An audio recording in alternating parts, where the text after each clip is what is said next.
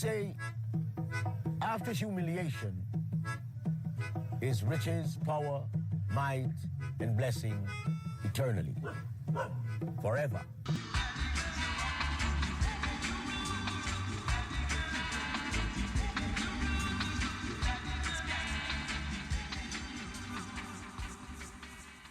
From the #1 station, this is a story about love.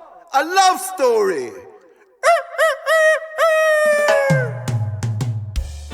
After rejecting international tours with the Wailers, he stayed in Jamaica to focus on his music, believing touring clashed with his spiritual principles. Though criticized for leaving at the band's peak, he stood firm, declaring, "I had to walk my own road and not sacrifice my beliefs for Babylon system." This is the story of Bunny Wailer, also known as Jabi. Born Neville O'Riley Livingston in Kingston, Jamaica, Bunny Wailer was a founding member of the Wailers alongside Bob Marley and Peter Tosh.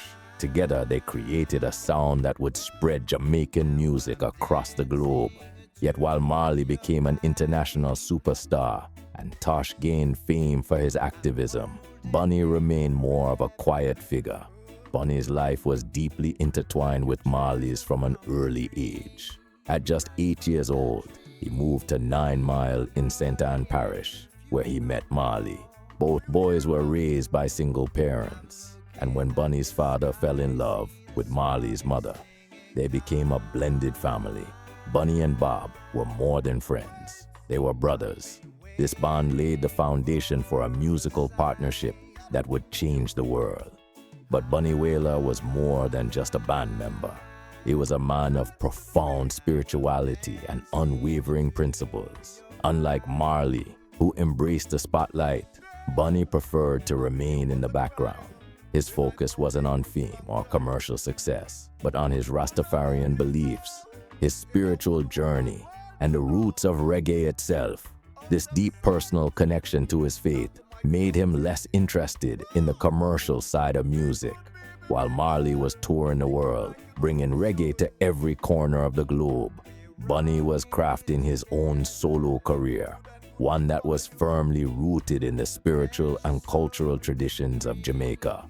His debut solo album, Blackheart Man, is often considered a reggae masterpiece. Songs like Dreamland and Fighting Against Conviction touched on themes of spiritual resistance, liberation, and hope. In an interview, he explained the motivation behind the album.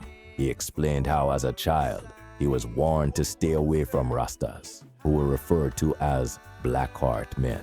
Parents told their children frightening stories, urging them to be cautious. But Bunny was unimpressed by these warnings. In fact, he was drawn to the mysterious and spiritual aura of the Rastaman. One day, while playing in a gully with friends, Bunny saw something extraordinary. A man emerging from a manhole, wearing a flower bag shirt. All the other children ran in fear, but Bunny stayed.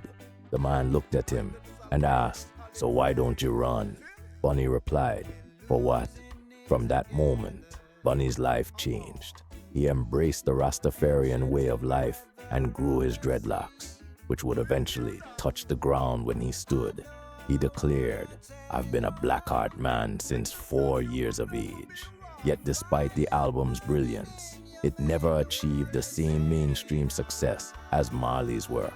Blackheart Man was pure roots reggae, an album that delved into the core of the Rastafarian experience. It wasn't about creating pop hits. It was about creating music for the soul and for the community.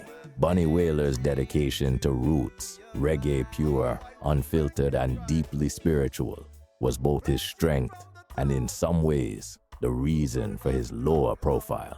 He never chased global stardom like Marley or Tosh, and because of that, the mainstream music industry didn't elevate him in the same way. But for Bunny, fame was never the goal.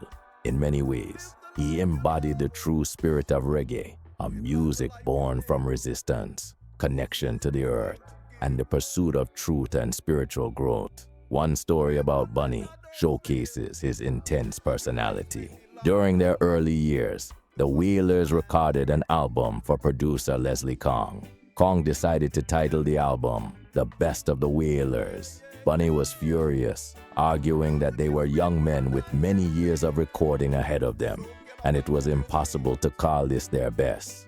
Bunny warned Kong that if he truly believed this was the pinnacle of their work, then Kong's time would soon come to an end. Kong laughed at Bunny's words. Shortly after the album's release, Kong tragically died.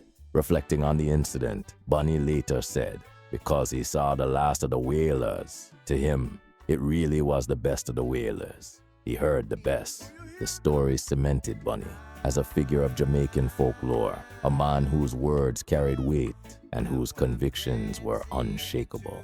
A strong case can be made for Bob Marley as the most important musical artist of the 20th century. As of September 2022, his album Legend has spent an incredible 748 consecutive weeks on the Billboard 200 albums chart, making it the second longest streak in history. It has also remained on the UK albums chart for 1,047 weeks, the third longest run ever recorded. After Marley and Tosh passed away, Bunny Wailer became one of the most celebrated and respected reggae and dancehall singers, winning multiple Grammy Awards.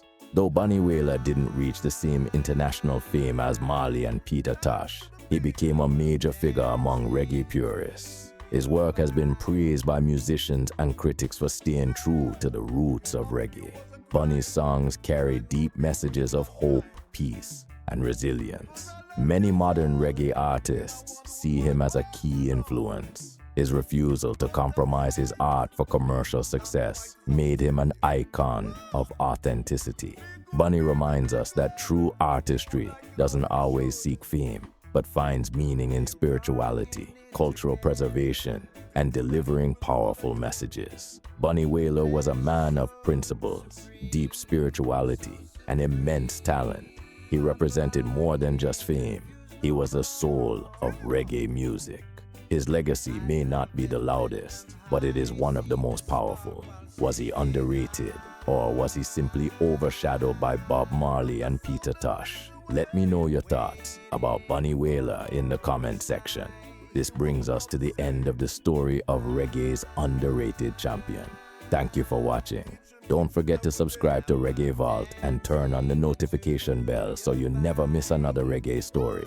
This is Raz Levy. Until next time, Jah guide. We're losing it together. And chanting wherever